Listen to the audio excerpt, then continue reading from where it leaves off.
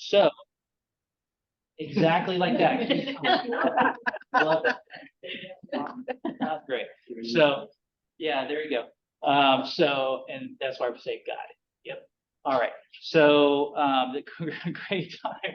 So, whether if you're in the room or on Zoom, if you want to unmute, please go ahead and pop up and ask a question or ask me to repeat something. So that way we can all kind of be in store for what's going on here tonight. But a little bit about me. So Bob said it already. So I've 20 years in design. I was design leader at USAA for a long time. I'm wearing a hat called says Texas Realtor. So ironically enough, this year I chose to leave my design career professionally. Although a true designer never leaves design in their heart. So it's always going to be a core of my DNA. But yes, I also was an instructor for the UTSA Bootcamp for a little bit as well. So this is, basically all of this to say, yes, I do know what I'm talking about. But here's the thing. Anybody who says I know what I'm talking about should also be willing to be questioned. So that's why I'm also saying if you have questions, ask them. If you have something where you're like, hey, I heard something different, that's the time to come off of mute. That's the time to raise your hand, ask something about it, because part of design is communication, which is the theme of user flows in general. So just to let you know what we're going to walk through. So I'm going to cover a little bit of anatomy of a user flow so we know what we're talking about. Say user Watch your little buddy. Go back to your dad. Is this free parking over here? Do you know if it's free parking? It totally is, Kyle. It's totally free. Right in the building, 222 North Alamo Street. Over there. Find it. Yeah. Help me out, Kyle. Sure, Thanks, man. I appreciate it. Is your dog clear? Jim. All right, cool. Okay. All right. Good. That's awesome. All right. Perfect. We are not used to in-personing anymore. We're going to get better at it again, Which is right? totally fine. Yeah. So by the way, guys, the UTSA bootcamp I taught was totally on Zoom. So I'm used to being interrupted, so I don't get thrown off by it. I've gotten some pretty awesome curveballs. Okay. So just saying, I've been there, done that. So, but what we're going to cover is anatomy of a user flow. So we know what we're talking about, the kind of basic vocab of like, what are these things? When a user flow helps. So this is a good discussion point for us of when can we use these things? So my personal feeling is that it's a great evaluative and generative exercise, which means you can create the new experience with it as well, right? So again, the core idea behind user flow is about communication of what's happening in that experience. And then, yes, we're going to do some exercises. So for people here, I have pen and paper over here to do some drawing exercises. Don't worry, guys. It's just squares and circles. There's no like 3D rendered anything that you have to do. For everybody on Zoom, I'm telling you about this now. So if you happen to have a pen and paper by you or a notepad, that's all you need. And yes, I will ask you to turn on your camera and put it up against the camera so we can see what you did. So I would love for you guys to share on Zoom as well, okay? And then after we do those exercises, we're going to have some discussion so we can better understand how user flows can help us, because I'm a big believer in learning by doing. So do the exercises, we discuss, so that way we can internalize and learn these things, right? And then of course, Q&A at the end. So let's move forward. I'm going to pause there. Any questions so far? Any comments? Is there anything that you guys would like to hear tonight that I haven't touched on yet?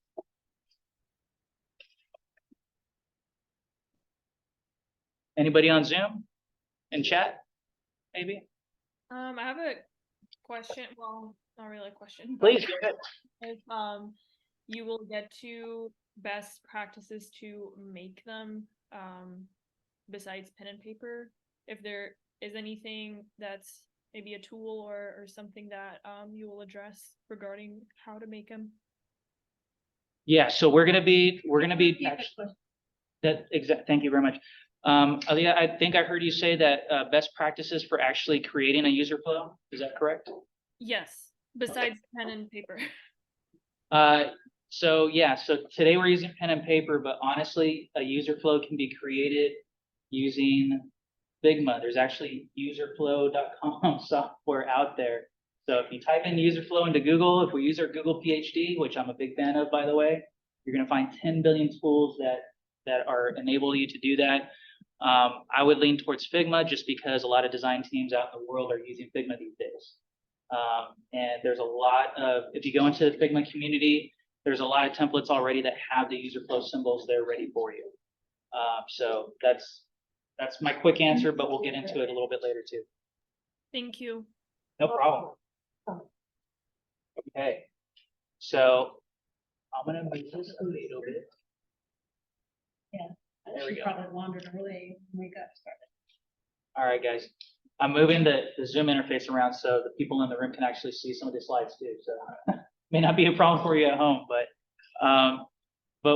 one of the things I want to talk about is the anatomy of a user flow. Okay, so when we say user flow, we truly mean the flow of the user. Okay, it's not a complicated, convoluted word that we're using here. And I'm not going to read for you the definition, but I do have it there for you, so that way you can read that for yourself. But basically, we're looking for literally the path that a user will take for a finite task. Okay, and it's important that I'm calling out finite tasks because if you look at an entire website, like say Amazon is a very complicated interface. Lots of things on it. The shopping cart alone is a monster. The beast, the filtering, searches, user flows. You can do a user flow for those things that are that large. However, you will spend about 10 years of your life doing it, right? And you're going to grow a beard. And if you're me, I give you to grow a beard. Sorry.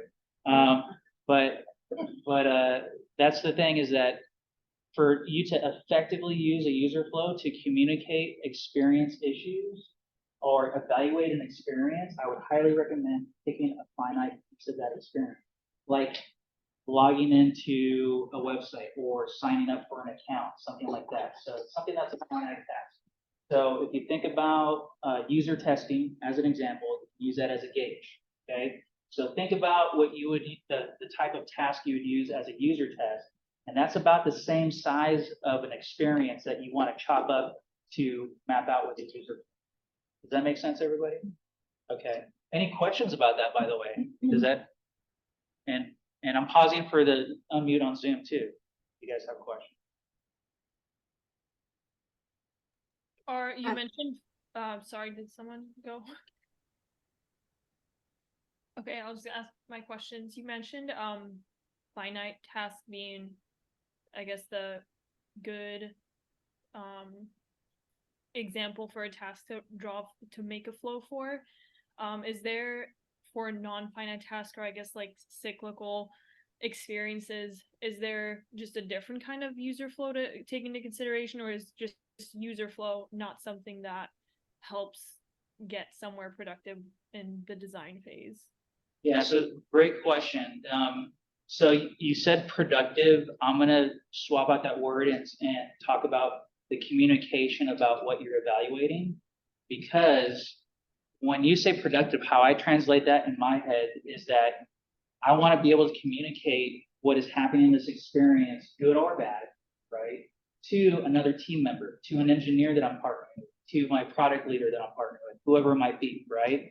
So when I have a user flow that has 100 symbols on that diagram, it's hard for me to communicate that to another individual and have them actually absorb it, right? And so that's why I recommend for user flows in your day-to-day work, you want to make it more finite because the other person you're communicating with has to be able to absorb what you're walking through, right?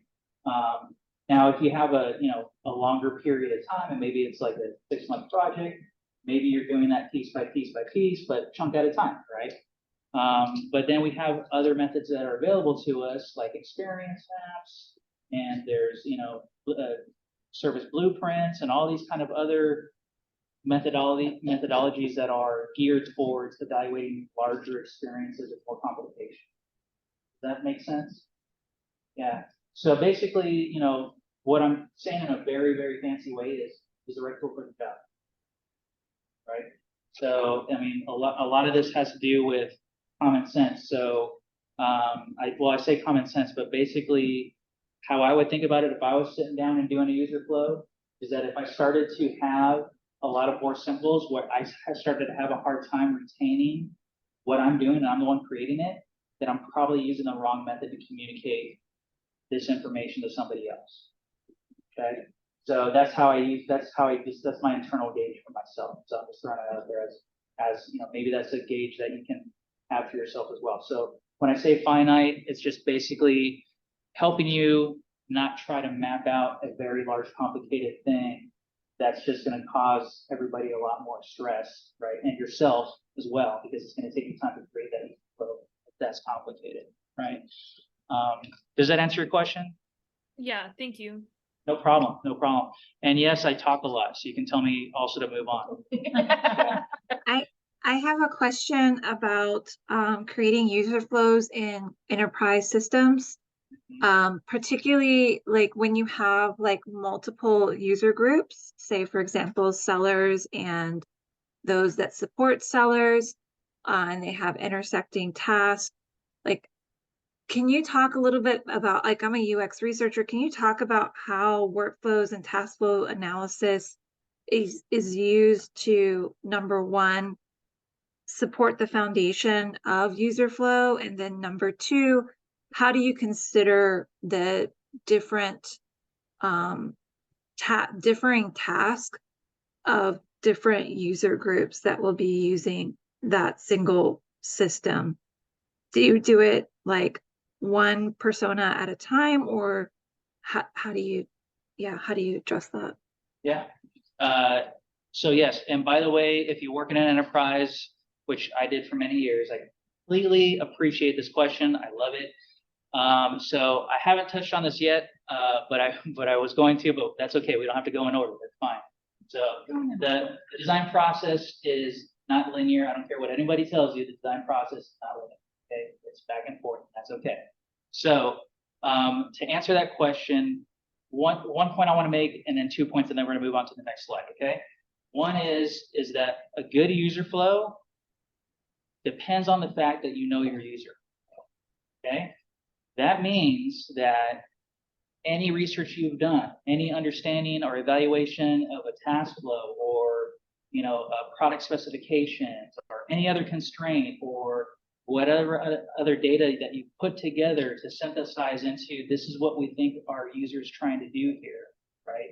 That is a necessary input to have a good user flow. Okay, so that's number one. Number two, I would say that a user flow is singular. Okay, not users flows, right? It's a user flow, it's singular. So it's meant to specifically speak to one type of user doing a finite task. Is, I would say, the ideal target for a user flow, for an effective user. Okay? So if you have recurring items happening, you can reflect that in user flow, but how finite is that? So ask yourself that question. But also, if you have different users with different goals in there, it's going to mesh and be a big spaghetti mess. Okay, and you'll see when we do the exercise how that can easily happen. Okay, so be careful of that. But you can have user flow A for a shopper. You can have user flow B for a browser. Right, so you can define it that way as well. It's really up to you to present it how you want to present it, but it is singular. So make sure it's singular just to make it less complicated and more effective in terms of communication. Okay, does that answer the question? Yes, that's super helpful. Okay, awesome, awesome. And let me cover this real quick. So here's the basic symbols of a user flow, and we're going to see more examples here in 2 seconds. So basically, there's always a start and an end. Again, finite.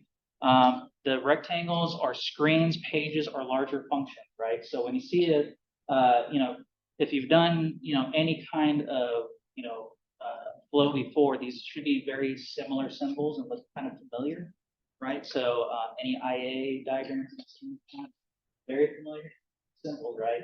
They're not meant to be super complicated. Usually the larger functions with a stack of pages are things like, a complicated interaction like a search or a filter or something, right? So just, you can represent those things in a flow. And then actions and user decisions, actions being a circle. So if there's a specific action that a user is supposed to take, or you'd like them to take, represent that with a circle. If there's a decision, meaning that they choose to log in versus, create a new account, right? Then you can have a decision there that says create a new account, question mark. Here's the thing, the output for a decision is always yes or no. It's always binary, okay? It either is or it isn't, right? And there's no exception to that rule, by the way. That's just good practice to make it really solid and not complicated. But I do want to move into a couple examples of user flows. So here's a couple of these in action, right? So these are just and really, go on Google, you're going to find 10 billion of them. And Bob held one up a little bit earlier, right? That was a little bit more complicated, but you can see there's a start and an end. There's the rectangles there. The decision points are pretty clear. The extra thing that you're seeing in here are arrows, right? So yes, we want arrows to go between these symbols to indicate the flow, right? And there is yes and no. Here's one of the things that is happening here, which is a line is crossing towards the bottom left. The no and the yes is crossing over a little bit on some of these things here. I would say as much as possible, try not to let lines crisscross each other, okay? This is why I say this, is because when lines crisscross each other, that is an indicator to me that maybe I'm not capturing all the items discreetly and simply. Okay, so sometimes it has to happen, don't get me wrong, but if you see lines crisscrossing, it's not the norm, right? It's the exception to the rule. And here's another example. This one, I prefer this item better because it has actually words in it. But this is actually from an article on Nielsen Norman Group. So Nielsen Norman Group, if you're not familiar with, great resource for lots of things, UX methodology. So I definitely recommend taking a look at their stuff. Huh? Nielsen Norman. So NIE, sorry. LSEN. If you say NNGUX, you will find them. Yeah, NNG Group. Thank you.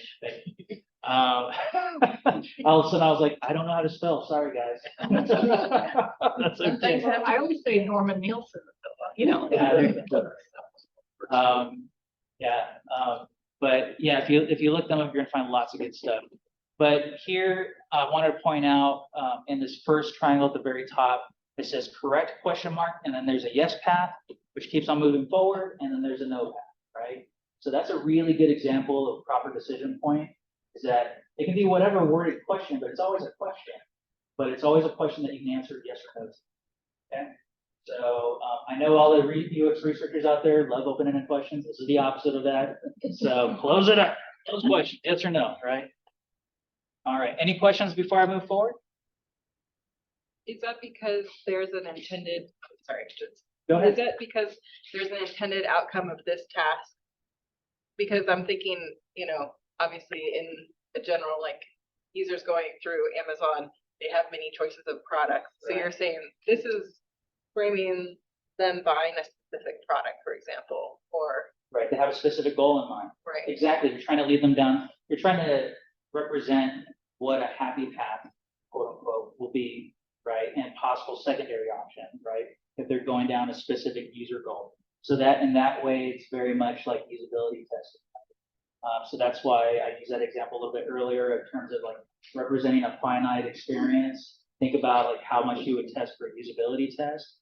But another similarity there is that there is a specific user goal in mind. Exactly right.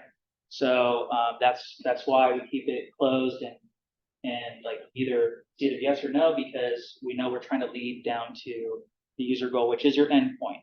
So as we see here, we see at the very end that their endpoint, which is a circle, it should be an oval, honestly, or a rounded rectangle. But the item is ordered, right? So We have another. yeah, please go ahead. Bai says, I wonder if the user flow will change over time and what the actual impact will be.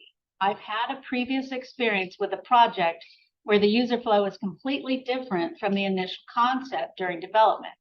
However, the project only followed the initial flow and never updated it afterward.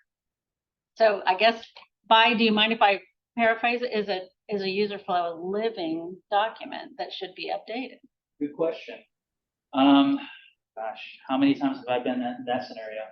So, You're laying on the dynamite. that's the thing. So when you're dealing with something that's being developed, especially in an agile environment where things go by iterations, they move quick, and everybody's about iterate. It's hard to go back and then document what's evolved since then. So this is Frank's opinion.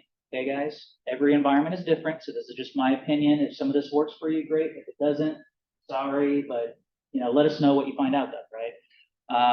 But my opinion is don't try to chase documentation, because that is something that is hard to chase. It's maddening, especially when you have multiple people on a project.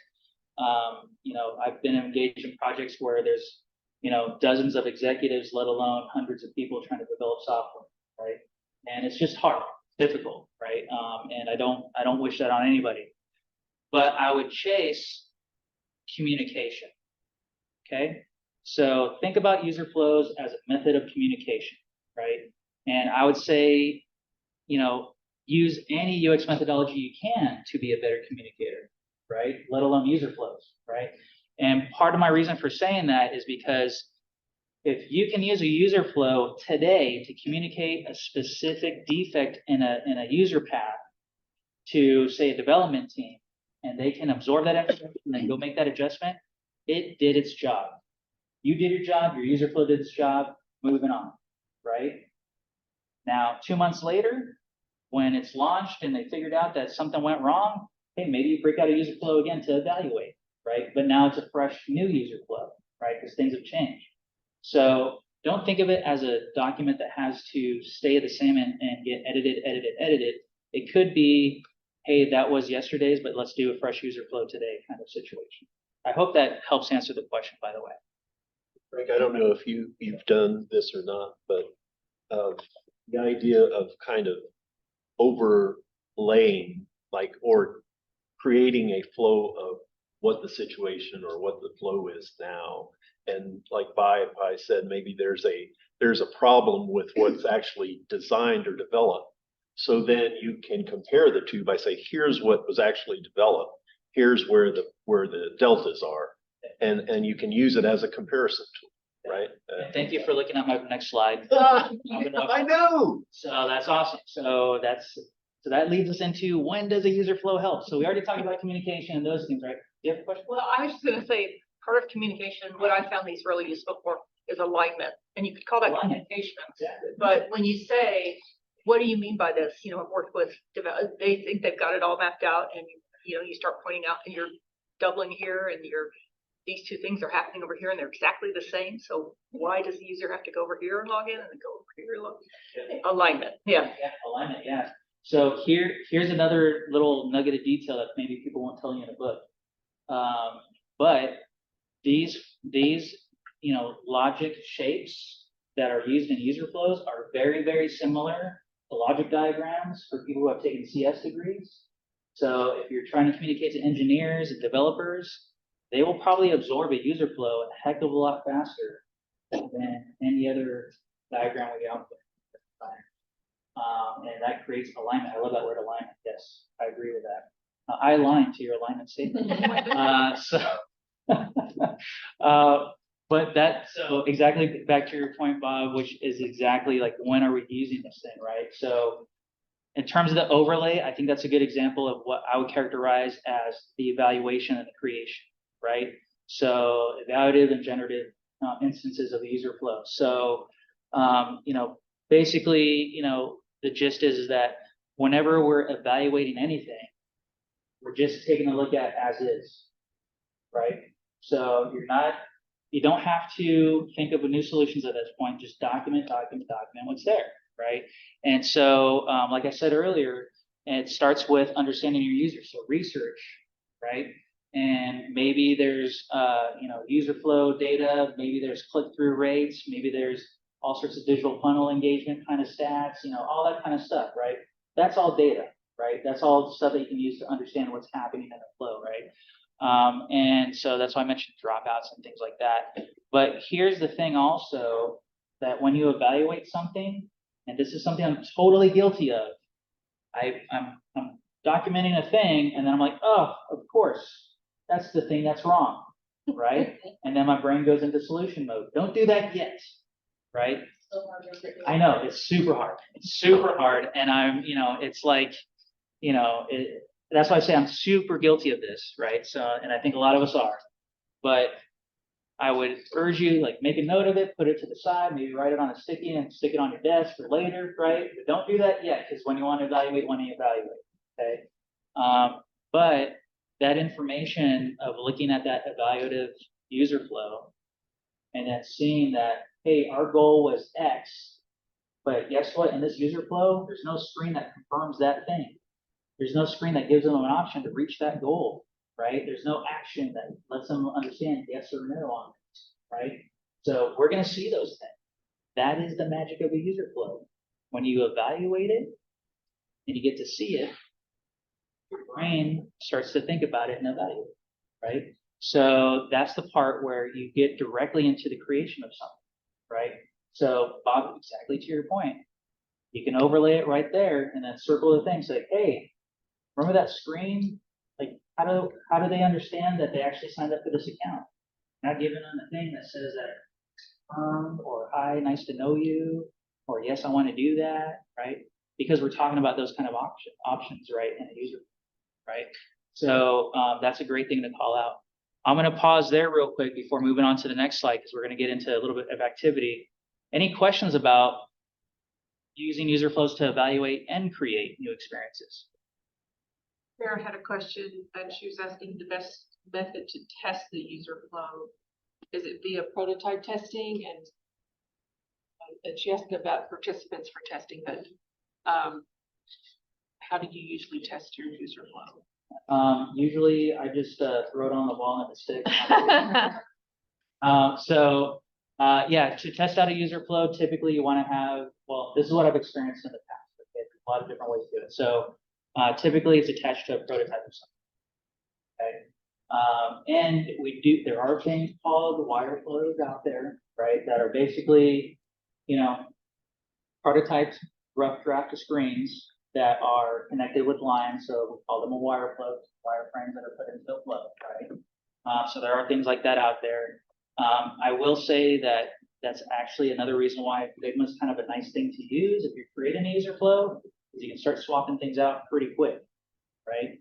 So you can take pre-assembled screens of X, Y, Z and start plugging them into a prototype pretty quickly there. So workflow-wise, create some efficiency.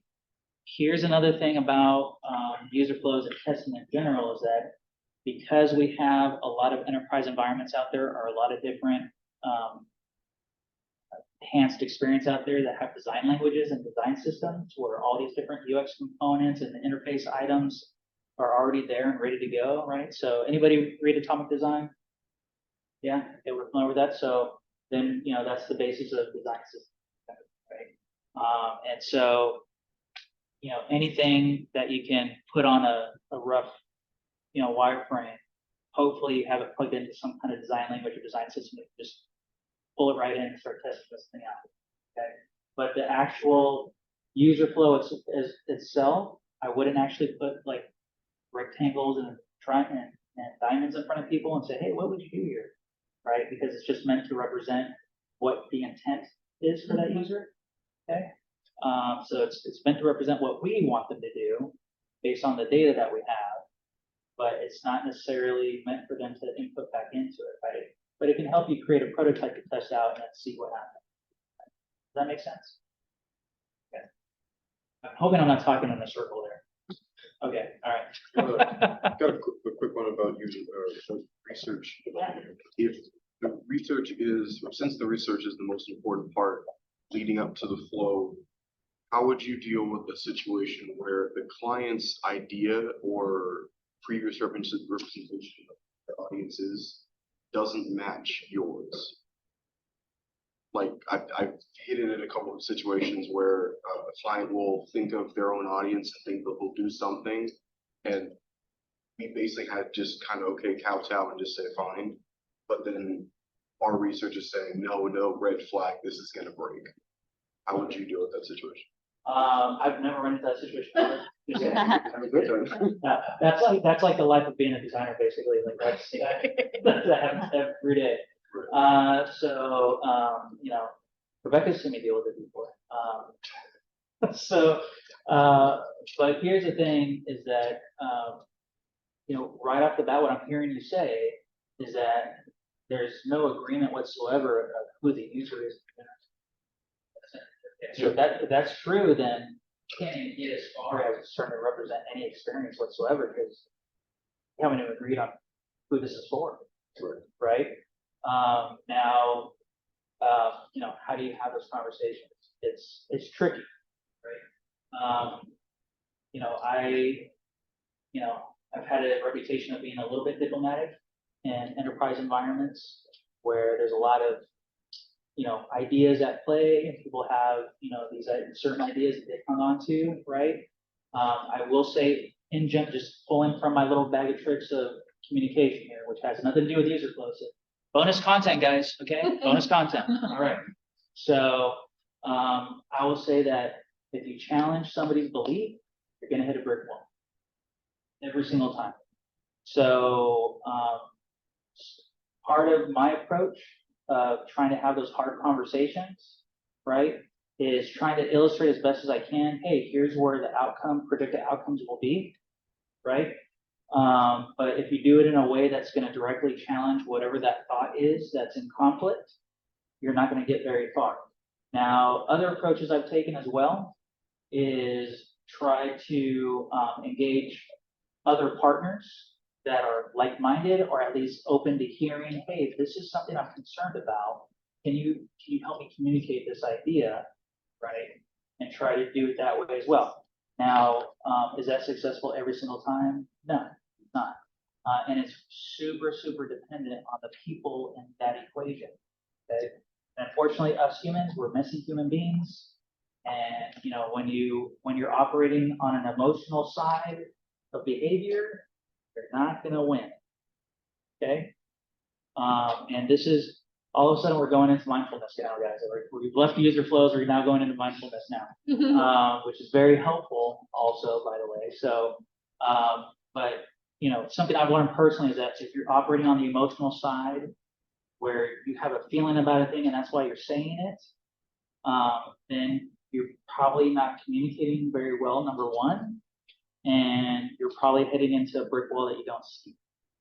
So if you find that your emotional temperature is rising, start asking questions, okay? Because that's a way to reset yourself back into curiosity that resets your emotions back into, let me find out what's going on here. Now, that's a tactic that's worked the best for me the whole time that I've had to do these kind of things, right? So if I start asking, hey, that's really interesting that you say that our users are, you know, really wanting more product X. My research doesn't say that, but can you tell me more why you think that way? I'm really interested to hear that. Oh, well, you know, this and this and this. Oh, okay, well, why is that? Oh, where did that research come from? Because I want it to be true. Yeah. Why do you want it to be true? What do It you makes care? us more What do you money. concern Yeah. Right? So I would say that seriously, like the root cause analysis on an emotional standpoint, it really works. If you ask them why, it really does. But here's the thing is that, you know, just again, we're going into like communication bonus material here, right? But the reality is that you're never going to surmount that conversation or quote unquote win. There is no win. That's your ego playing tricks on you. So ever watch Pulp Fiction? All right, there you go. So there you go. That's exactly it. That's just ego messing with you when you're talking, when you're thinking about, I need to win this conversation, you already need to walk away and come back to it a little bit later. I've had to do that myself, so I'm talking from personal experience. But if you come to the conversation, worst case scenario, curious, now you're in a good position to engage, right? And that's going to get you further than if you just say like, no, that's not true. Oh, that's not true. What you just said. Or you feel attacked. Exactly. So you're going to get defensive, and guess what? We got nowhere. Yeah. So, yeah, okay. Well, I mean, now that we've come off with user flows for a little bit, we have a little bit less exercise time, but that's okay. Work with it. I think that was worth it. I'm gonna move forward, but before I do, any questions before we move into exercises here? We had some folks join late. There's pens and paper up there. Okay, Start an activity. all right. So we're gonna do a couple activities here, guys. So if whoever wants to. We can try that for you. Yeah. Whatever. But okay, guys. So this is the part where I want us to learn by doing it. Everybody on Zoom at home, if you have just a little notepad and a pen, that totally works. It doesn't have to be super complicated. But the reason why I want us to actually physically write something onto a piece of paper is because I want that kinetic motion to help us open up new neural pathways, to help us and get the material better embedded and into our cerebellum here so we can access it later. Okay. So yes, I've taught stuff before. So that's why I know like kinetic engagement is probably going to help you retain it a little bit better. But here's a scenario, guys. All right. I'm a first-time home buyer who's engaged and wants to find a home in an established neighborhood. I'm going to Zillow.com. Okay, to do this. Huh? Where everything is wrong. Yeah, well, yeah. Anyways, I mean, I'm just a realtor for today, guys. I know. I don't know. I can't tell you. I have some friends there, but we'll talk about that later. But here's the thing: is that what we're going to do right now is an evaluation exercise. Okay. So part of the reason why I picked Zillow.com also is because you can access it from your phone. So use your phone, use your desktop, whatever you're in front of right now. For those of you at home, if you're on your laptop, great. Just kick over to a new browser tab. But remember a couple tips here, guys. Finite. Okay. So the user goal is just to find a home, not several homes, just a home. Okay. And I want you to document using our user flow vocab here what that looks like for a user. And you're going to be, and again, I'm saying first time home buyer and engaged and wants to find a home just to help us visualize who this person might be. Okay. And if that's you, great. That's awesome. That's okay to use yourself a little bit. Remember, don't try to document everything. Stick to the user goal. Okay. So a home. Okay. So just complete a home search there. And then here's the thing I want to call out: do the primary flow or the happy path first. Okay.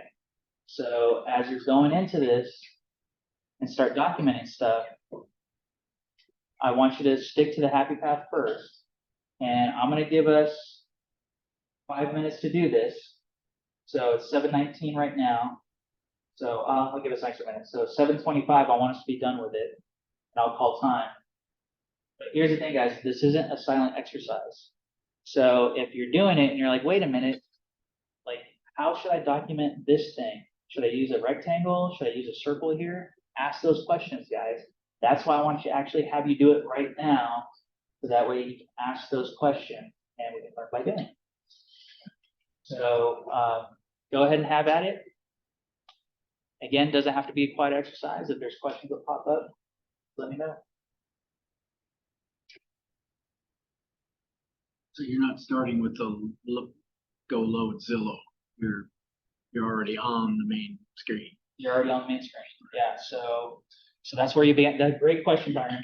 So there's a decision I need to make right away that will put me on a happy path or not. And that decision is: do I just search by my address I want, or do I not even know and I'm gonna scroll around? Yeah. So I know where I want to live. Well, yeah, exactly. So I would start it not with enter neighborhood. I would start with making a decision, right?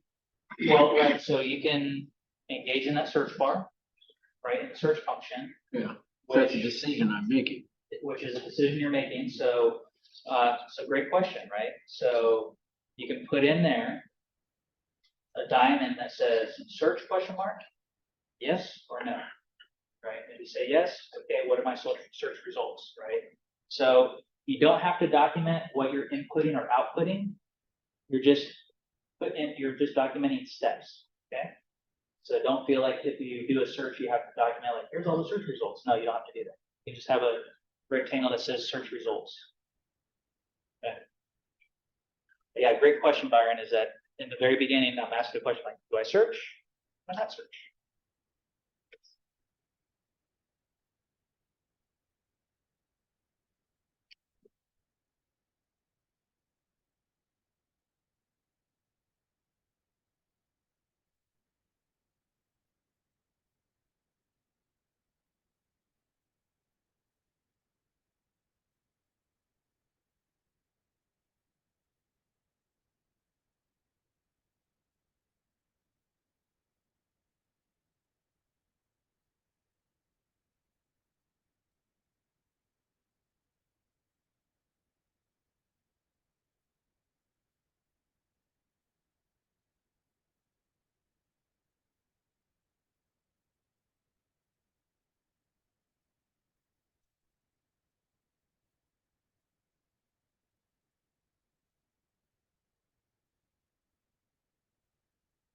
I have about 3 more minutes, guys. Yeah. The reason why I'm keeping it short is don't overthink it.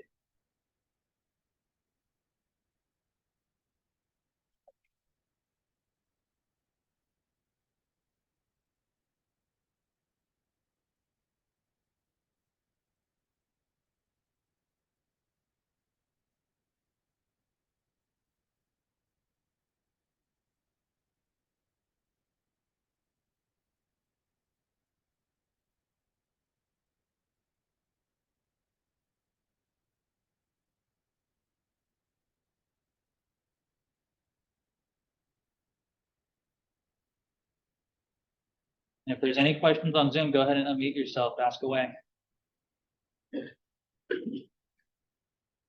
What do I do when I hit a failure? It won't let me select this. Nice. I think we found a little logic problem there. Oh, it was just a long delay. Oh, delay, okay. I click. Goes to another page, or did I just set it? No, you tell me. What are you documenting? Yeah, request the tour. So I have a question. So I take the time to ask it. How can like LLMs and generative AI contribute to simulating or crafting the process of user flows? Like I oftentimes put in my user research data into an LLM database and I engage with it, the information in different formats. And I have a conversation with the data and I have it simulate different processes or different outcomes that maybe before I couldn't predict on my own. Have you had any experience with that? I don't, so I'm not an AI expert. Right off the bat, I like AI. I consume AI output, but unfortunately, that's something I haven't had direct experience with. But if I can ask a little bit of a clarifying question here, is part of your question really having to do with the representation of the data that you're interacting with? Yes, like interacting in new approaches or helping eliminating bias in the process, or viewing the information from different perspectives is often how I use the instrument of generative AI to kind of help me grasp the information or help me engage with it in new ways that I previously wasn't able to.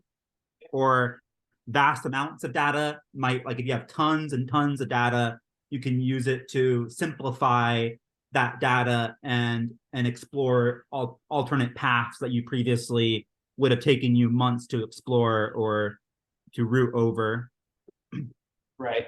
So I will say that in terms of the AI cross section here of user flows specifically, so just for user flows and how we're talking about it tonight, is that these user flows have a specific user goal in mind. And so it's not necessarily exploratory in nature where you're trying to explore every single possibility of a thing. You're trying to get this person to a goal that you intend for them. And you're trying to build a path to that. And so it just by the nature of that alone, it doesn't lend itself to an exploratory means in the first place. However, I think it would be interesting. It'd be interesting to explore this, where when we're talking about the generative nature of user flows, which we're going to do here in a second, talk a little bit more about it. You know, I wonder if AI can uncover more things by looking at things a little bit differently to then insert into a new user flow to be generated with AI's help. Yeah, like to give you an example, like in the early, really early stages when I'm going over my hypotheticals of my research, an example is I can go to ChatGPT's data analysis and I can type in generate me a user flow from A to point Z and what that hypothetically would look like. And I can give ChatGPT data from that website link or information that I have and context, and then it will generate me an infographic of the user flow that I can then take into Figma or into other resources and elaborate on.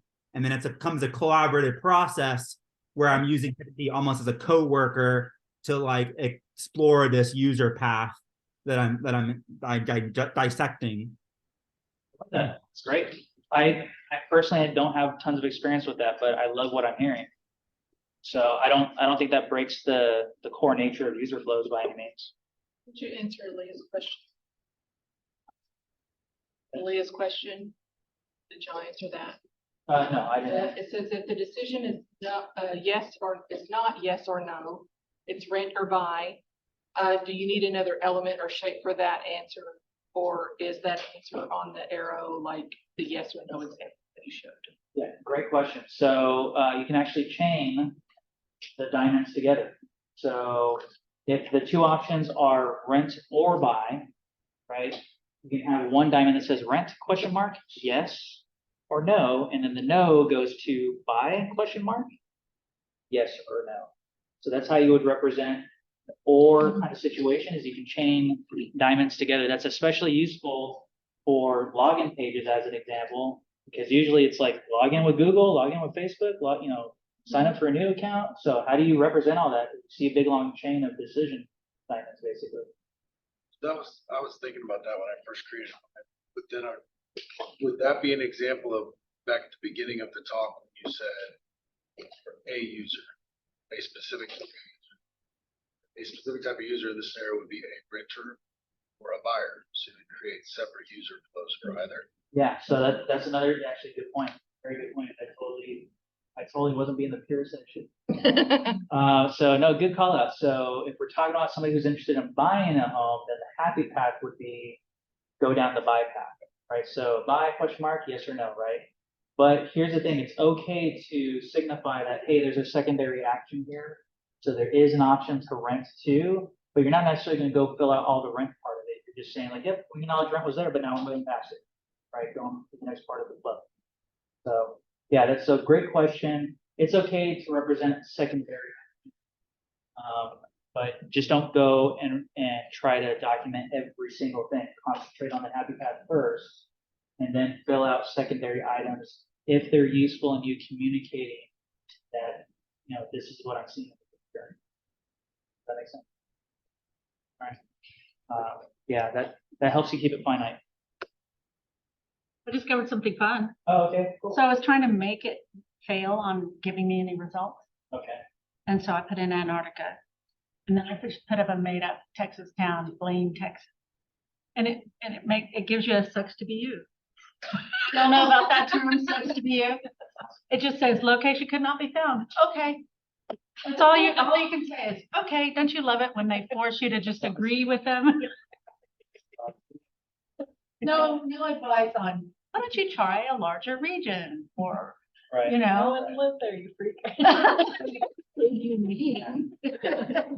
That'd be actually a great little Easter egg to say, like, try living near civilization. That's not the best thing to say to everybody. But part of the fun is hacking. Oh yeah, it is. But that leads me into, let's do another round of doing. Okay, guys, great questions, great discussion. This is exactly what should be happening tonight to get the most out of this. And so now let's redo it. So why am I having to do a brand new page? Because I want you to get used to the idea that user flows are temporary, guys. After you use them to communicate what you need, get rid of it. Move on with life. Okay? So do a brand new one. new sheet, don't use what you had before.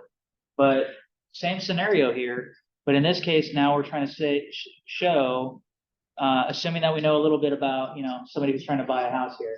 How would you like that to go? Right? So now that you've kind of gotten a couple actions into how complicated Zillow can get, how would you like it to go? What would make most sense, right? And so this is our chance to simplify. Well, you know, honestly, like you can have a triple page function there that says base ID, automatically new, like all my preferences, and it picks something out for me, right? That's totally, yeah, Surprise me. yeah, exactly. Maybe you have a circle that says surprise me button, right? Yeah, so that's actually the fun part of user flows is that you can, so Sherry, I love that you're throwing out these ideas like surprise me, do it for me. Like, yeah, of course, like make it easy for me, the user, right? Me, the human being that's trying to get something done here. So that's the fun part, and actually the great part about user flows as well is that by putting down one symbol and a couple words, you can convey an idea. So that's very powerful, extremely efficient in communication. So I hope the word you're hearing from me a lot tonight is communication, okay, or alignment. It also helps you think through. Exactly, it does help you think through it. Exactly right. So, and you know, if you're anything like me, when you're evaluating already, you already saw a couple things. Susan tried to break the internet just now, which was amazing. But basically, you know, you've already picked up on these things. I know all the people here, you know, analyzing with our critical designer minds, right? But this is the part where we get to have a little bit of fun and simplify it a little bit, right? But again, I just want you to get the idea that user flows can be done very quickly. And it's just an efficient way to communicate an idea very quickly to somebody else and then move forward, right? It doesn't have to be something that is perfected. Can you explain when you use the circle? Sure. So, okay, there's two schools of thought on user flows. I just chose to have a circle in there because why not be just more inclusive, right? So a lot of the times people just use rectangles to represent screens or actions. Okay. Like menu kind of Like a menu kind of thing. Exactly. So the circle is, I think of it as a circle is an action or a button maybe, or a navigation item. So something that you're manipulating in the interface, as I would say that, right? So if maybe you need to put in an address or something like that, you can put a circle, put address. Okay, then what happened next? Does that make sense? And then, but if you want to just be real strict about it and make rectangles represent that for you, that's okay too. Yes, sir. Do we know if this user is looking for a home in a specific location or if they're just running around with $1 million? Good question. Let's assume San Antonio. Yeah, just to make it easy on ourselves. I have a question. Yeah. You said, how would you like it to go? Yes. Who am I? Who do I represent? Sorry. A realtor or a? Yeah, so you as the user that you know. Yeah, so sorry about that. I misspoke. Good call out, Liz. I love that. So I misspoke. So yes, we want to stick with the user information that we have. It's very limited. Sorry, I didn't do a lot of research on it. But yeah, with the user in mind, you know, being that we want them to find a home as efficiently as possible, because that's the user goal that we intend for them. How are they going to get there? Right. Good question. Good clarification. And you were San Antonio. Yeah, that's San Antonio. Any other questions? Are doing it? Okay, so the question I have is, who wants to share what they got? First one. All right, go for it. Where's the camera in the sky? I know for the camera's way over here, so like. Yeah. Then I'll have to look up to do it. But Awesome. Thank you, Bob. That's awesome. and you'll see some scribble outs because what I started realizing is, oh wait, I need to loop back here. Yeah, it's working pretty good. It's Maybe- over. You have to move the maybe up a thing little over. See? bit. Up there. Yeah, I got it. It's on it. There we go. Yeah, just double click on it. It'll open it up so you can.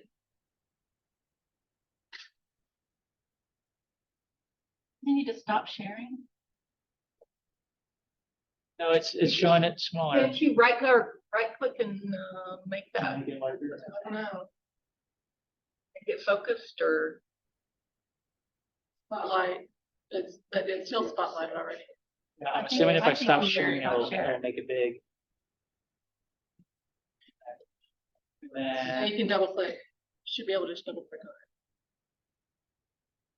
Nope. Spotlight. The view on the top. yeah, that's what I was gonna go to. Speaker view. There we go. That's better. And we'll all remember. Okay, okay. So sorry, I should have used my marker the whole time.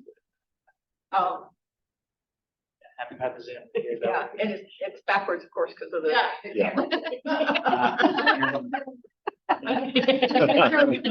Check around, Bob.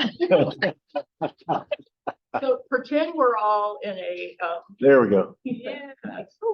Yeah, I told you guys I taught on Zoom. I know how to do these things. all right, where's that button? So I started up in the corner, I started down one, that top row, and looking at the people navigating, I'm gonna, poke around. I don't know, I want to know the names of the neighborhoods. So I was trying to find names of neighborhoods, but my search got me to a map. So then I picked something on the map and then went down the, details. Okay, buy something. And now I have to get closer because I can't remember what happens over there on the right. And there's some decisions there. And then I realized, okay, now I'm going to loop back in instead of starting a whole path because I realized I'm back down to, okay, get the details of the house and make an offer on the house. Once I got that one row done, then I went back up to the top because I had another decision up there. Did I want to search for a house? So I started that, and you can see I started drawing and realized, wait, I went right to search details. So I'm just going to go back over there to search details because after you get details, you kind of come back the other way. Quick question, after view details there, so after you chose the home and that diamond for view details, what decision is being made there on view details? Oh, it's over on the side there, either to contact the realtor or request a showing. Okay, so how I would represent that is contact realtor ? Okay. And then yes, Double diamond. and yes, it Okay. goes, exactly. It goes to That's what you meant. the by- realtor path, exactly. And then request a showing would, if it says contact a realtor, no, then I can go to the next diamond, which is request a showing. And then it can say yes or no on that one. Not octopuses. It's totally fine. No, that would make it nice and easy in case. Yeah. Yeah. And that goes also into just kind of something that I hope you guys are seeing as you're doing these user flows as well, is that they're linear in nature. And so they tend to go one direction in terms of the flow. So they either go horizontally or vertically, but they don't go both ways. Okay, if you're going both ways a little bit too much, then start moving your symbols around and maybe the decision points aren't exactly the decision points you should be, right? They tend to move in one general direction, be it horizontally or vertically. Go ahead. Considering that purchase decisions are stressful environments and people's attention span are basically akin to goldfish, is it better to ask for a large function and give them options, or a number of panels? Like, do you have, are there multiple people in the house? Do you have kids? Do you want to be here? Do you da-da-da-da-da-da? Like, I mean, the first thing I have to give us location, so that like it'll just take it real quick. If you don't input it, and then the next one, okay, how many rooms do you want? What amenities do you need? And then trying to figure out, can I make those yes or no questions? And then it was, should I make them? Because I can imagine that although the question can be simple, asking too many will burn them out. Mhm. And then giving them too many options will also burn them out. Yes and yes, some of what you said. So, Mine sort of addresses that in a way, but I'll leave it another question. So I had it, can we pause on that? yes, sorry, yes. No, with all respect to but I want to answer this one real quick because there's really some really good things that were said there. So a couple things. One is that in terms of representing all the different possibilities there, we want to keep in mind like who your user is, what your intended goal is for that person, right? But also keep in mind that that's where our skill set as designers come into play as well. Some of those choices, enter some of those choices in there that, you know, ultimately you want to test, right? I mean, eventually, yes, we should test them. But there's, you know, different heuristics that we can apply there. There's different, you know, laws of UX as we come to know them, right? Where you ask a simple question, you know, a few times, that's totally fine and people will tolerate that. But here's the thing is that you have to assume that you're getting something towards their intended goal as well. So part of that, the question that you're asking there is, like, does somebody want to engage in this goal in the first place? The assumption is yes, in terms of what we're documenting. So the assumption is like, yes, they do want to search for this home. They do want to get to a house they want to visit, right? So that means there's a certain level of, yes, I'm willing to answer a few questions, and that can help inform us as designers of like, how many things should I put in your path to make it better for you, right? But what's better? More information, more finite, more choice? What's that user goal? So that goes back to the research. What do you find in the research? What do they want more? See what I mean? So go back to your data that you have, right? If you have some of those questions. I'm sorry, Steve, go ahead. Just, I like letting the user tell me whether they need more questions. So did they get results is one of the things when I forced it to say it's in Antarctica. There's no results here. But the other question was, my next question was, are there too many results? And then if you can decide to offer them filtering, right? So we could have a setting that said, if you are throwing back more than 1,300 results or whatever it is, you could offer filtering right there in place, and then you test to see whether people use the filtering. Right. And can I see your paper? I think I see a little bit of what you're saying here.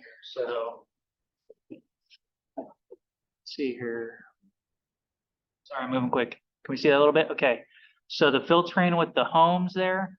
So see the multiple pages stacked to each other. Is that your results of homes? Okay. So that's a great representation of what Susan's saying there, guys. And I wanted to point that out in terms of the pages there. So that is a good example of showing a complicated function in a simple manner.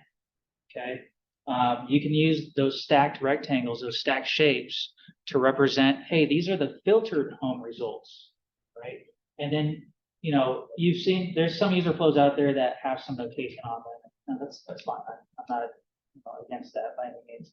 But you can have it where, hey, here's your filtered home views of the top 3 that match what you said, right? And then you can have a decision diamond right below that saying, do you like to see more? Yes, no, right? And then keep going from there. But I wanted to call it those stacked rectangles because I think it was a great way to represent exact, because as you communicate it, it's a complicated function, right? You start thinking about like, how do you code that thing in the interface? Like, oh, there's gonna be all these buttons. We don't have to be complicated about it. We're using simple shapes to convey these ideas first. That's part of the efficiency of the user. That makes sense. And it's easy to make things look complicated. It's easy to lay out all the decisions. Yeah, But we're not it's doing hard longer to- terms yet. Yeah, It's hard to narrow it down. Yeah. Jonathan's going for extra credit. He said he put it in a prompt in Chat GPT and generated a comprehensive, it says to generate a comprehensive average user flow outline for the process of finding a house on Zillow.com and received an outline of a user journey. Let's see the output. An outline of a user journey. Can we see the outline? Yeah, can we see that? If you can share it, that'd be great. I don't know if you can share the sharing responsibility. Can you just post it? Yeah. Oh, there we go. There you go.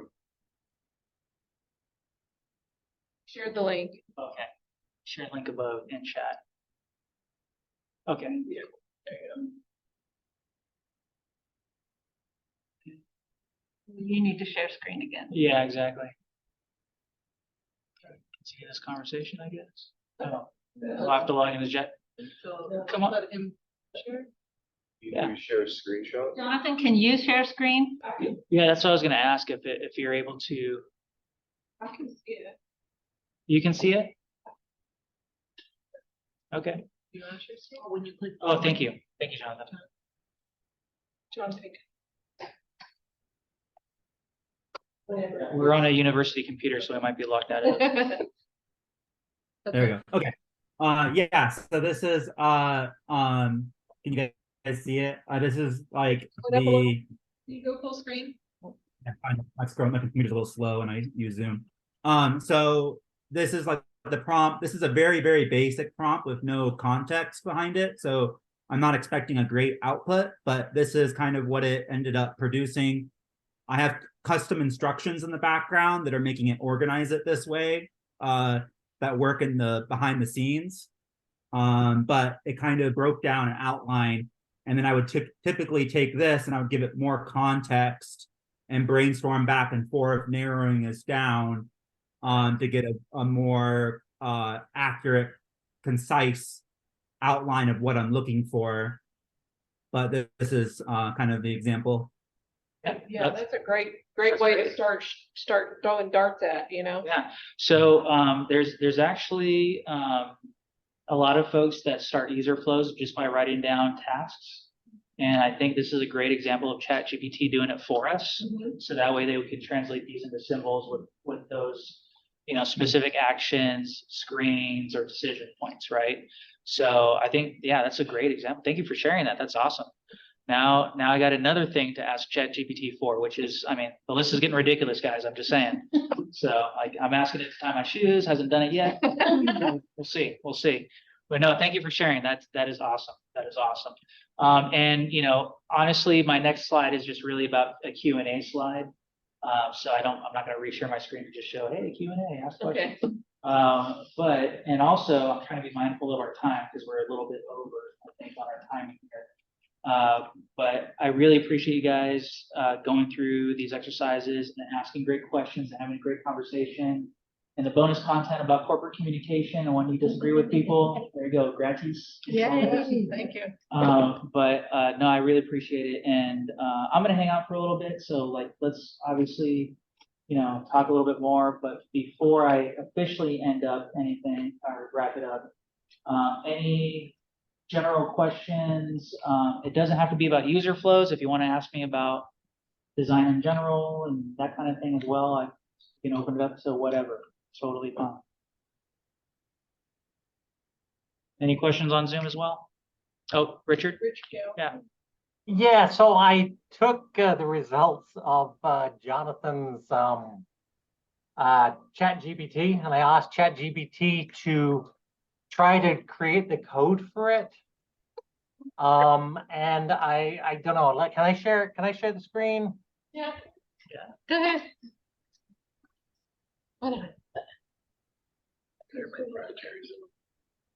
Just out of interest, and this is, so I generated this code up here, and this is it's not the, sharing Hold on, it's Yeah, give it- loading in our room. Yeah, give it one moment. okay. I think most feel like ChatGPT is the beginning of Skynet. Okay, there we go. Skynet already happened. Oh my goodness, look at that. So that was the, up here is the code that it gave me, and it gave me in graphics. And then this is the chart that it did. So that's pretty cool. Yeah, that is pretty cool. So I would call that a sitemap. Yeah. And the reason why, let me tell you why I would call it a sitemap is, number one, the symbology there is very much sitemap-esque, and it's basically telling you the structure of what's going on there, which is perfectly fine. I think is a great starting point. But it doesn't have decision points or actions taken by the user. So the level of detail that's not in there is what is the intended user engagement here, right? So That was missing from the prompt, right? The prompt was more general. yeah, and the prompt was more general, but that's why I'm saying, honestly, I'm not versed in using AI and things like user flow, so I'm not an expert, guys. So But I think there's if you possibilities there. there's a data analysis part of ChatGPT, and you can actually generate inside of ChatGPT, you can generate images and infographics and tables. And yeah, if you give it more context on what you're looking for, because it doesn't necessarily know what user flow means to you. So you have to define that to it and tell it, like this is what I mean, give it almost an example, a descriptive example of what you're looking for so that it knows about those decision points and knows to make. So yeah, if you refine that, if you do like some prompt engineering, you could probably get a result like that. But yeah, it could take some back and forth, happening. Jonathan, are you developing anything like that, by the way? I'm a prompt engineer, so I work in ChatGPT developing things like that. ChatGPT already has the tools for that. I'm not working with the API to develop a separate program, if that's what you're asking. But I use the tool like Claude and ChatGPT and Pi to kind of engage in it and to enhance my UX research with the perspectives they offer, and this maybe speed up the process as well. That's pretty cool, I think. And I think any kind of those things that you're exploring, I think you have a ready audience here to try to test it out. And I know I'm speaking for everybody in the room because I'm assuming that everybody's like, it is pretty cool, but Yeah. that'd be interesting to explore more. That's an example of AI is not going to take your job, but somebody who knows how to do it will. Yeah. But it still has to be somebody. Somebody has to do it, but if you don't know how, Yeah, exactly. So yeah, you that's need to learn AI. yeah. That's the thing is that Yeah, be careful of your data, take it for what it is. so I honestly use AI quite a bit in my real estate practice. So like I am a big fan of AI as an enabler. And I think it's the same is true for design in general, right? Mm-hmm. So we still want to stay true to methodology because we know that human psychology is human psychology, right? It's not, we have more gadgets to deal with in life. That's why we're more important than ever to help humans stay sane, hopefully, right? But that's the thing is that I think a lot of the AI stuff you're talking about, Jonathan, is really, really, truly interesting. I'm truly curious about it. But I think that's also why groups like this is important, because these are venues where you can learn and explore together as a community and support each other in doing that. And that's why groups like UXSA are very important. So I'm going to stop there. There's slides up there. Please go through them. Yeah, exactly. That's what go ahead, Bob. Thank you. I'm going to run through it. Yeah, thanks. It was an amazing session. Thank you.